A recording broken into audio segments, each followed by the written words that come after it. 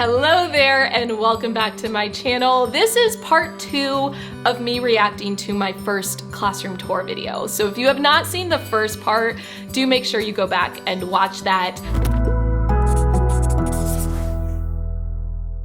I'm gonna be picking up literally halfway through my original classroom tour video.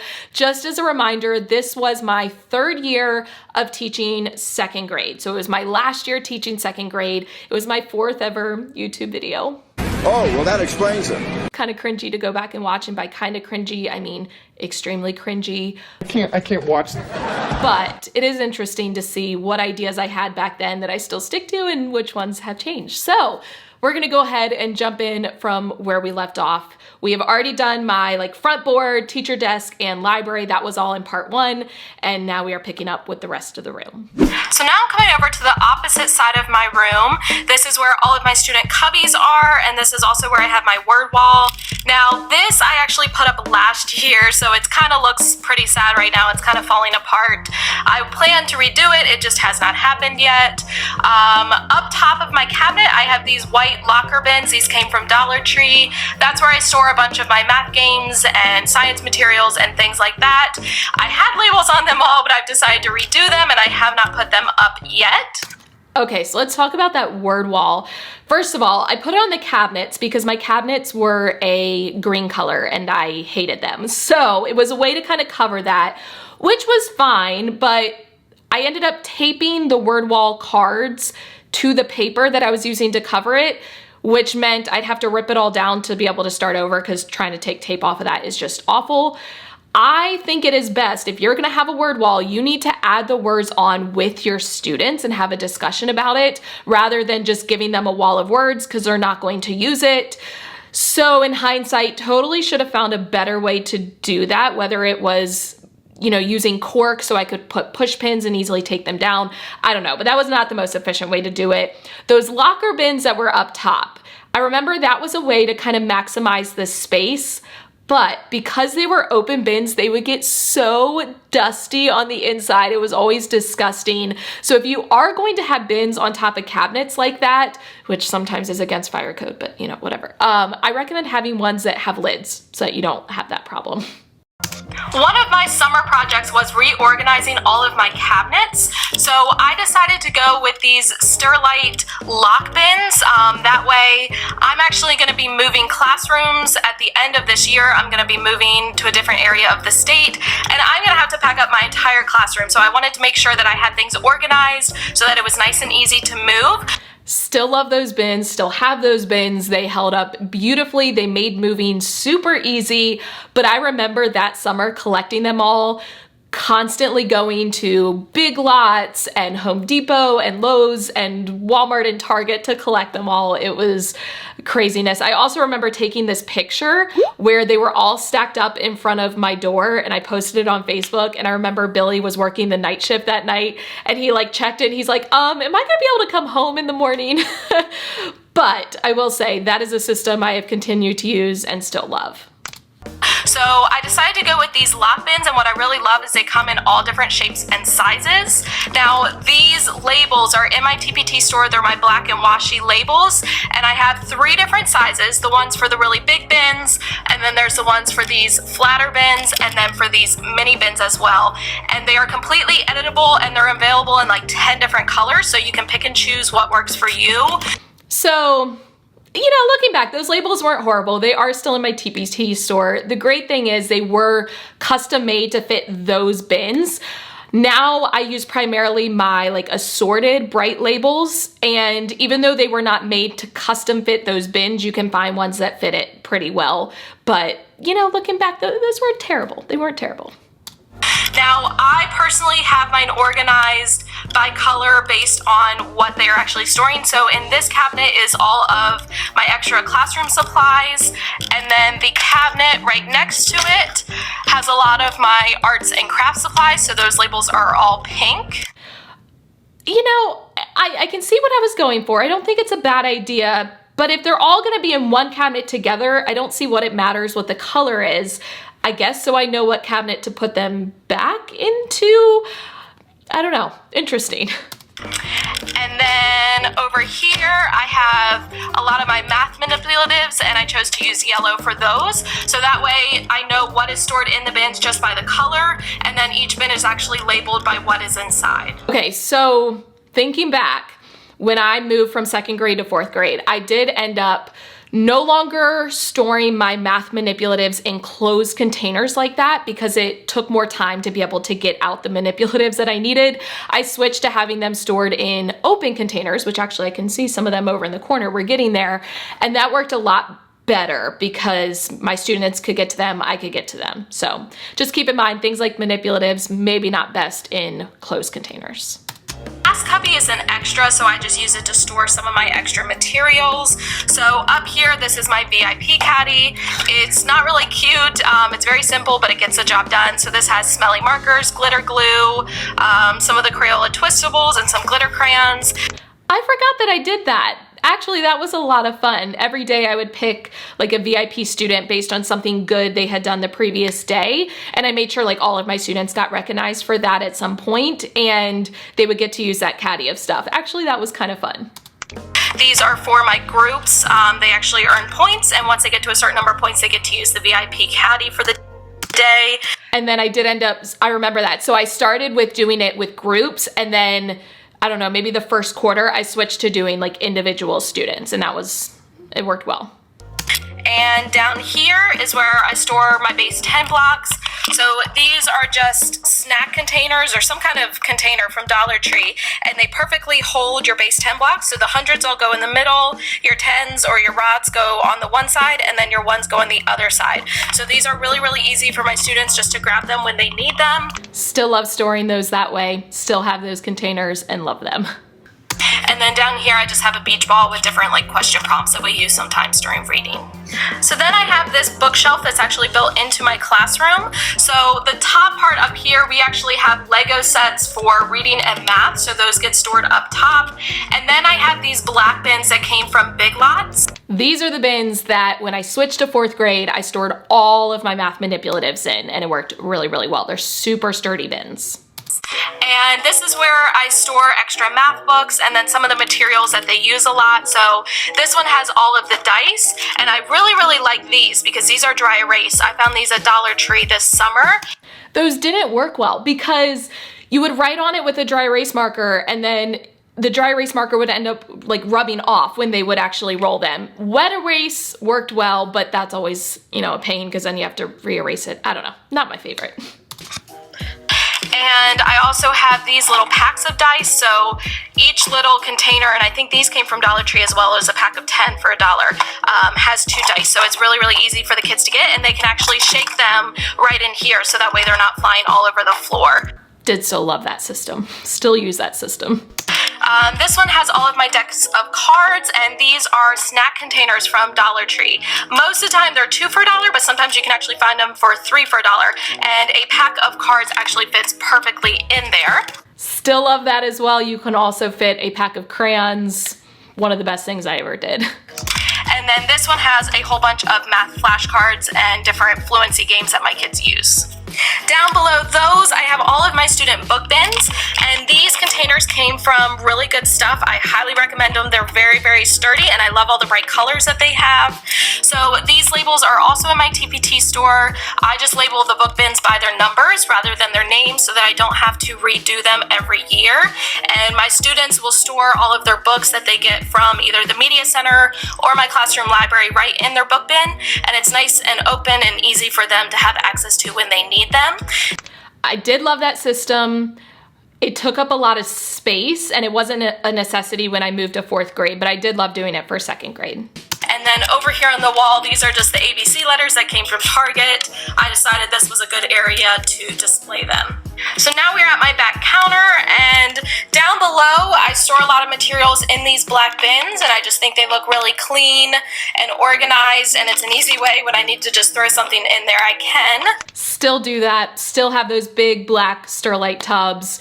When I moved to 4th grade, I didn't have a space like that under a countertop to be able to store them, but I would have one like under my teacher desk and even in some of my big cabinets, but I still love using those bins. then on the counter, these are the same bins that are from Big Lots that I use in my library. So this one has all of my writing prompts, and I store my writing prompts in a binder so they're nice and easy for students to grab during Daily 5. And I have just monthly calendars, so each month there's 20 different prompts that the students can pick from. And then on the back, there's a list of 32 words as like a word bank, so that if they don't know how to spell something, they can just look on here. And I always tell them if it's not on here and they don't spell it correctly, it's fine. So I have this for every month, and these are actually in my TPT store. So there's 20 prompts for every month plus the word banks, and I also include individual strips if you want the students to cut them out and put them in a writing journal. Still, one of my favorite things I ever did creating those writing prompts was a game changer. I even kept them in 4th grade, and I had it as like an early finisher option for my students. I have since updated that product, so it doesn't look exactly like that, and I no longer have the strips for them to put into notebooks, but it is now editable, so if you want to go in and change a couple of the prompts or change some of the items on the word banks, you can. Plus, you could use it digitally because you could use like, you know, Google Slides and have your students respond. So do still love that product. So happy that I created those. But I have 5 different binders, so 5 kids can be doing writing for Daily 5 at one time. And it's nice and easy. They just grab the binder and I'm set for the year. I don't have to do anything. Right next to that are my audiobooks that my students use for Daily 5 for listening to reading, and those are all kept right in there, nice and organized. And then these are just some different math fact practices, things I've gotten from Target Dollar Spot or things like that, mostly dry erase boards, and if a student finishes early, they can just come back and grab one of those. That was when Frozen was like super popular. I have this distinct memory of my entire 2nd grade class singing Let It Go at the top of their lungs. Let it go, let it go. Good times. This black bin is going to be used to hold student headphones. So I actually have a set of 5 iPads for my class that I got from Donors Choose, and my students use them a lot for listening to reading or for math groups. So they each bring in a pair of headphones at the beginning of the year, and those get stored in there if they're the bigger headphones. If they're the smaller earbuds, I have this container. This came from Walmart, kind of where the beads are. And I just put a small label down in each one labeled with their number, so that way they know where to put it back and they don't get confused on whose is whose. I remember that system working okay, actually, but I feel like now I would have one of those big over-the-door like pocket systems, you know, almost like for shoes, and each student would have a pocket and they could put their headphones in there plus anything else that they might have. Those iPads, oh my goodness, those were such a game changer because I used them not only in 2nd grade, I used them in 4th grade. Obviously, because I am out of the classroom, I did end up gifting them to another teacher who needed them. So I felt good that I was able to pass those on to another teacher. This little container just holds a lot of my chargers for the iPads, and then I also have some extra sets of headphones just in case. Ew, why would I have done that? Because they use, ew, no. I mean, I'm sure I cleaned them afterwards. I don't really remember those ever getting used, to be honest. I'm pretty sure my students all had their own headphones. But, you know, good intentions, execution, not so much. And this lamp, I think it was like $5 from IKEA, but I really, really like that as well. Then I have these black trays that I use for my student mailboxes. So again, they're just labeled with student numbers. Whenever I grade papers, I put them up here in this bin. And then why do I have 3 bins there stacked on top of each other? I'm pretty sure those from the dollar store were like 2 for $1, but why do I just have 3 of them stacked up there? I don't know. You tell me. Okay. I have one of my student jobs is mailman, and they actually sort the papers and put them in the mailboxes, and then my students are responsible for taking them home at least once a week. So that system worked really, really well. That organizational tray thing was actually purchased by my school. So when I moved to 4th grade, I did not take it with me. However, I kept a similar system in 4th grade, but I did it all in a file box, and I had a file folder for each student where I would put their papers, and then once a week I would put those papers into their graded work folder. They would take it home and get it signed. This right here is a set of 5 laptops that we have for the classroom that are provided by the county. Then I will show you the inside of the cabinets that are up above there. These bins I think came from Walmart, but this one has a whole bunch of extra paper. This one has envelopes in it. And then these are more of the Sterilite bins. They're just much larger. This one holds extra construction paper, and this one holds extra writing paper. Why did those need to be in a bin? Like, why couldn't I just stack them on a shelf? Then again, I've always had a bin obsession, so I'm not that surprised. And again, the cabinet right next to it is kind of a similar layout. Up here, it's more of the Sterilite bins, and this has extra notebooks, extra folders, and extra composition books. These are just letter trays from Walmart. This is where I store some of my cardstock and things like that. Those are a pain because they could barely hold anything. They'd start like bending. They would always come off of the tracks and get all messed up. I hate paper trays. I hate paper trays, at least the ones that all detach from each other. And then this is my treasure box. So then I have one of these big cabinets with the doors on it, and these containers are for math groups. So I organize my math groups by color. So a lot of times each group will have a different assignment that they're working on. So I just put the assignment down here in the colored folder, they get it out, and then when they're done, they turn it into the bin. I don't think I ever actually use those color folders. I would just have their assignment and give it to them. I don't remember anything actually ever going into those folders, but having colored groups to differentiate, still use that, still love that system. And this is actually a table runner that came from Big Lots. I think it was like $8, but I just put that on there to make it look a little bit prettier. I did hate those cabinets. They were very ugly and clunky, but the table runner, not your best effort, Michelle. This set of file folders came from Target, and then these are just some signs that I have that I put magnets on. So it has days of the week and then also weather. And in days of the week, or the weather part down below, never got updated, ever. Ever. Side of this cabinet is where all of my guided reading books are stored so that they're nice and easy to access during group. Another ad, hold on. So then this is my area that I use for guided reading. I have this big round table. I would love a horseshoe table or a kidney table, but currently I don't have one, so I just use a circular table. I finally got a kidney table in 4th grade.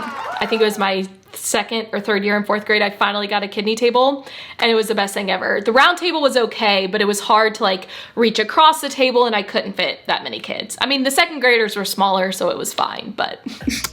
I have this long rectangular table back here just to store some of my materials for guided reading.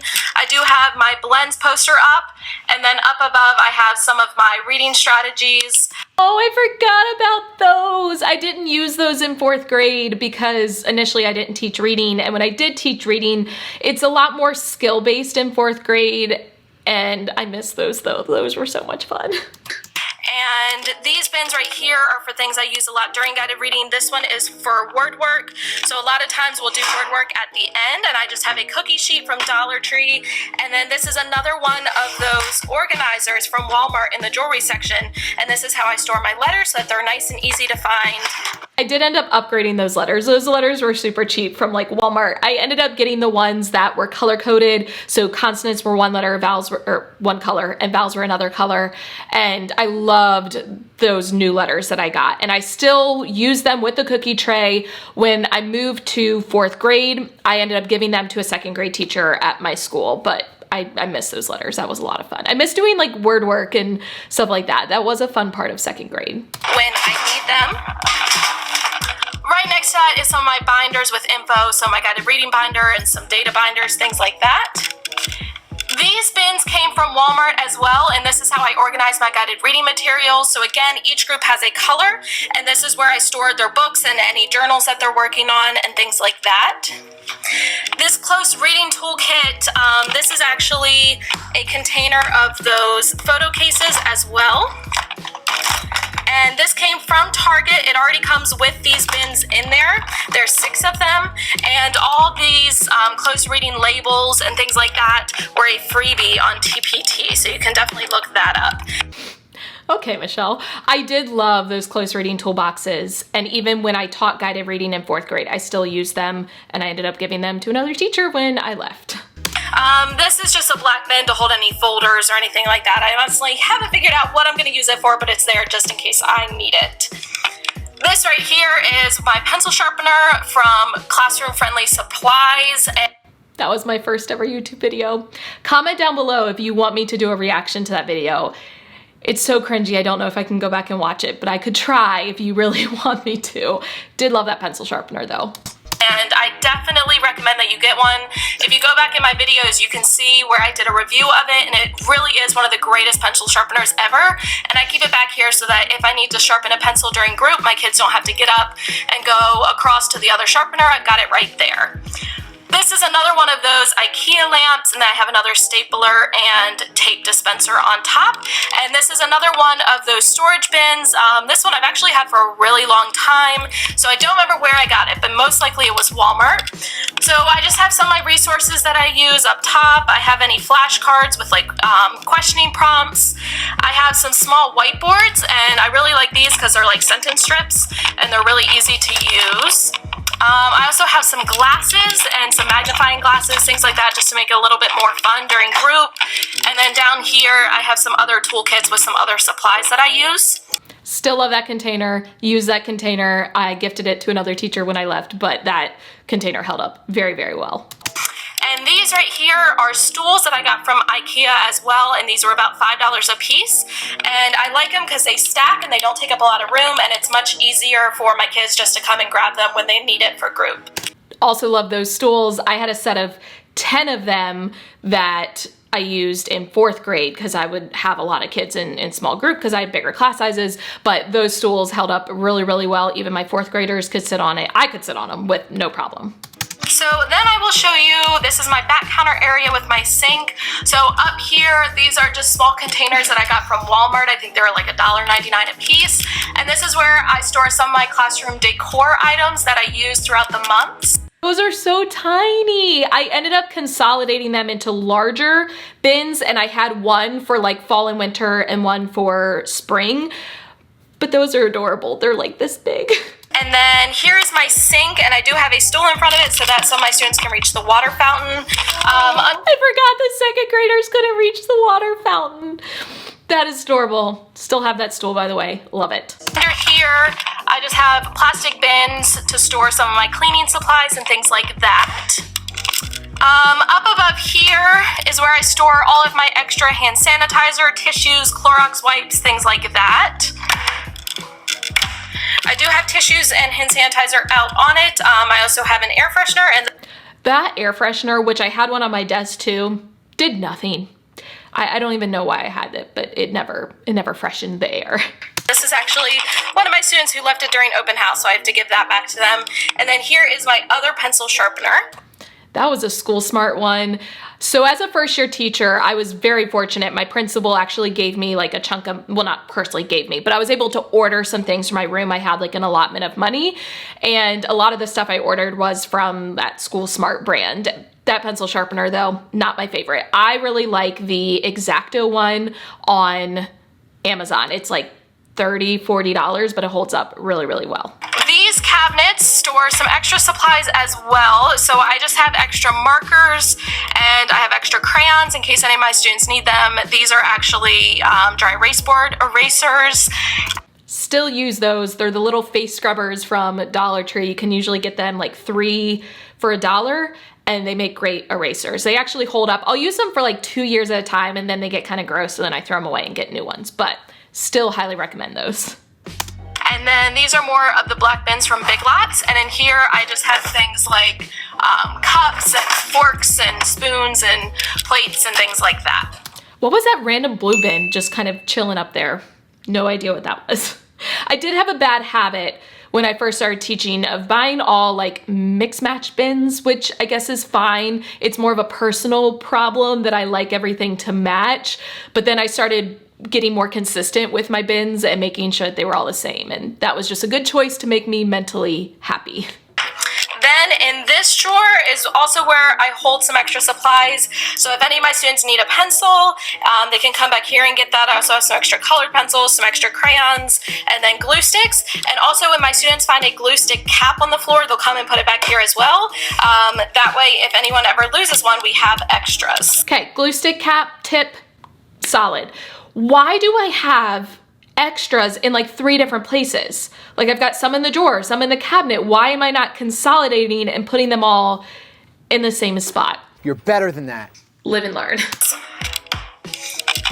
Down here, I have these iris bins as well, and these just hold some of my classroom read aloud books that I don't really want my students to have access to, and these are organized by the topic. Then I have another one of these cabinets with the doors on top, so right next to it I do store a couple of carpet squares that I have, so when my students do read to partner, they can grab one of those. I forgot about the carpet squares. Those were given to me by another teacher in my building when I first started teaching. Oh, you know, it's kind of gross when you think about it. Like, I'm just gonna go get this old icky thing of carpet to sit on. It was better than them sitting on the floor, but as I started collecting more flexible seating options, I no longer needed those. But I remember using carpet squares when I was in elementary school. So I feel like that is an old trend that has maybe died over time. Again, this is at Table Runner from Big Lots that I just use for extra decoration. My clipboards are stored here with these clipboard organizers. These came from Really Good Stuff, and they actually come, they're like just a regular wood color, and then these are blue, but I decided to spray paint them black just to give it more of a clean look. My obsession with black has not gone away, but those were kind of pricey from my memory. I think each one was about $40. I will say though, worth it for me. It made it so easy to organize my clipboards, and clipboards have always been a staple that I use like very, very often in my classroom. So for me, those were worth the investment. I still have them. They've held up perfectly.